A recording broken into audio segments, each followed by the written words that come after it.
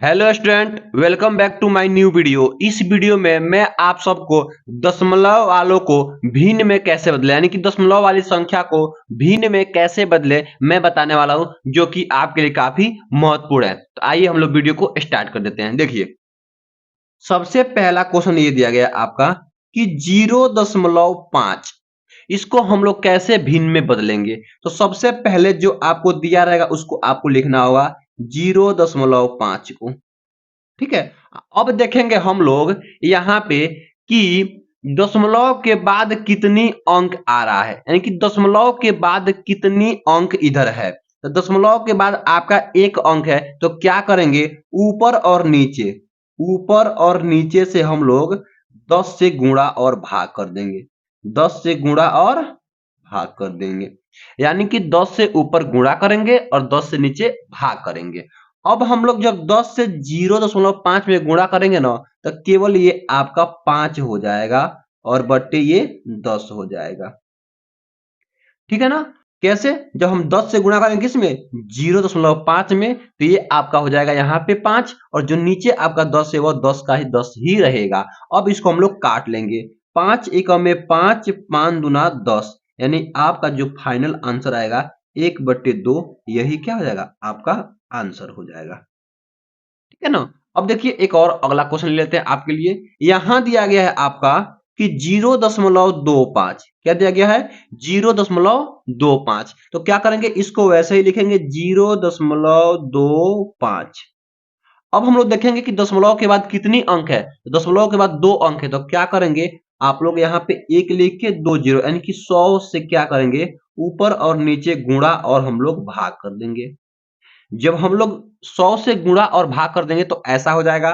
तो देखिए, जब हम लोग 100 से गुणा करेंगे तो यह 0.2 अंक इधर चला जाएगा, यानी दशमलव यहाँ आ जाएगा, यानी केवल 25 हो जाएगा।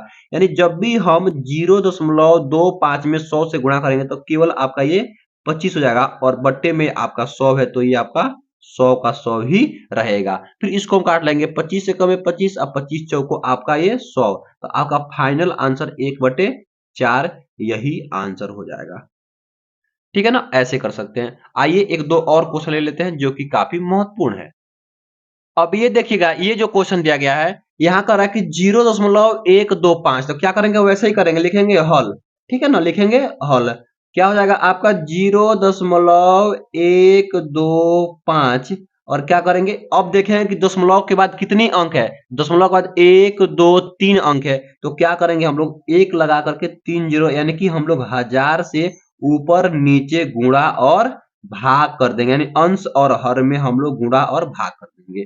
अब देखिए, यहाँ पे 3 जीरो है, यानी 1000 है। यहाँ पे अब जब हम गुणा करेंगे तो यह 3 अंकों के बाद दशमलव यहाँ चला आएगा, यानी ऊपर आपका केवल 125 हो जाएगा और बट्टे के रूप में आपका कितना हो जाएगा, 1000 हो जाएगा। कितना हो जाएगा, 1000।